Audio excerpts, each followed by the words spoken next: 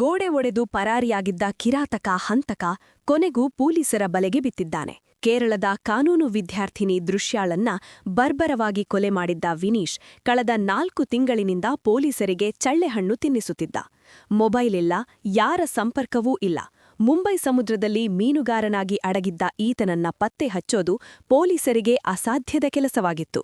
ಆದ್ರೆ 400 ಸಿಸಿಟಿವಿ ಕ್ಯಾಮೆರಾಗಳು ಮತ್ತು ಪೊಲೀಸರ ಹಠ ಈತನನ್ನ ಮುಂಬೈನ ಬಂದರಿನಲ್ಲೇ ಹೆಡೆಮುರಿ ಕಟ್ಟುವಂತೆ ಮಾಡಿದೆ. ಅಸಲಿಗೆ ಈ ದೃಶ್ಯಂ ಸ್ಟೈಲ್ ಚೇಸಿಂಗ್ ನಡೆದಿದ್ದು ಹೇಗೆ? ಬನ್ನಿ ಈ ವಿಡಿಯೋದಲ್ಲಿ ನೋಡೋಣ. 2025ರ ಡಿಸೆಂಬರ್ 29ರ ರಾತ್ರಿ ಕುಥಿರವಟ್ಟಂ ಮಾನಸಿಕ ಆರೋಗ್ಯ ಕೇಂದ್ರದಲ್ಲಿದ್ದ ವಿನೀಶ್ ಯಾರಿಗೂ ಸಂಶಯ ಬರದಂತೆ ಶೌಚಾಲಯದ ಗೋಡೆಯನ್ನ ಕಬ್ಬಿಣದ ರಾಡ್ನಿಂದ ಒಡೆದು ಪರಾರಿಯಾಗಿದ್ದ. ಮಾನಸಿಕ ಅಸ್ವಸ್ಥನಂತೆ ನಟಿಸಿ ಹೈ ಸೆಕ್ಯೂರಿಟಿ ಜೈಲಿನಿಂದ ಆಸ್ಪತ್ರೆಗೆ ಶಿಫ್ಟ್ ಆಗಿದ್ದೇ ಈ ಪ್ಲಾನ್ನ ಭಾಗವಾಗಿತ್ತು ಅನ್ನೋದು ಈಗ ಪೊಲೀಸರಿಗೆ ಗೊತ್ತಾಗಿದೆ. ಆಸ್ಪತ್ರೆಯಿಂದ ಎಸ್ಕೇಪ್ ಆದವನೇ ಮಂಗಳೂರಿಗೆ ಬಂದು ಅಲ್ಲಿಂದ ಮಹಾರಾಷ್ಟ್ರಕ್ಕೆ ಹಾರಿದ್ದ. ಪೊಲೀಸರಿಗೆ ಯಾವುದೇ ಸುಳಿವು ಸಿಗಬಾರದು ಅಂತ ಮೊಬೈಲ್ ಫೋನ್ ಬಳಸೋದನ್ನೇ ಬಿಟ್ಟುಬಿಟ್ಟಿದ್ದ. ಉಪ ಪೊಲೀಸ್ ಆಯುಕ್ತ ಪದಂ ಸಿಂಗ್ ನೇತೃತ್ವದ ತಂಡ ಇವನ ಬೆನ್ನಟ್ಟಿತು.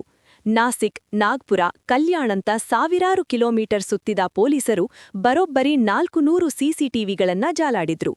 ಕಲ್ಯಾಣ್ ರೈಲ್ವೆ ಸ್ಟೇಷನ್ ಬಳಿ ಸಿಕ್ಕ ಒಂದು ಸಣ್ಣ ಸುಳಿವು ಪೊಲೀಸರನ್ನ ಮುಂಬೈ ಬಂದರಿಗೆ ಕರೆದೊಯ್ದಿತ್ತು.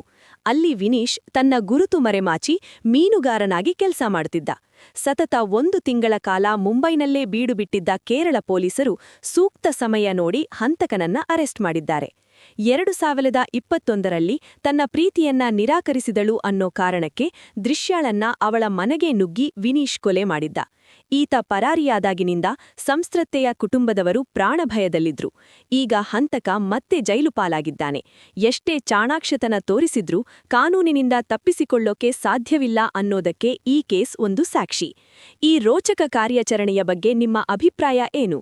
ಕಮೆಂಟ್ ಮಾಡಿ ತಿಳಿಸಿ. ಕ್ರೈಮ್ ಸುದ್ದಿಗಳ ಅಪ್ಡೇಟ್ಸ್ಗಾಗಿ ನಮ್ಮ ಚಾನೆಲ್ ಸಬ್ಸ್ಕ್ರೈಬ್ ಮಾಡಿ.